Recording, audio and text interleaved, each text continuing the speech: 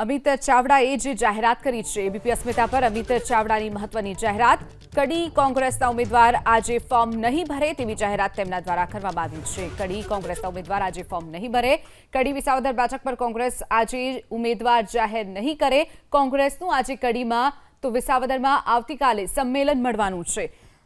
તો અંતિમ ઘડીએ કોંગ્રેસે સંમેલન બોલાવ્યું અને અંતિમ ઘડીએ ઉમેદવાર પણ જાહેર કરશે અને ફોર્મ ભરવામાં આવશે।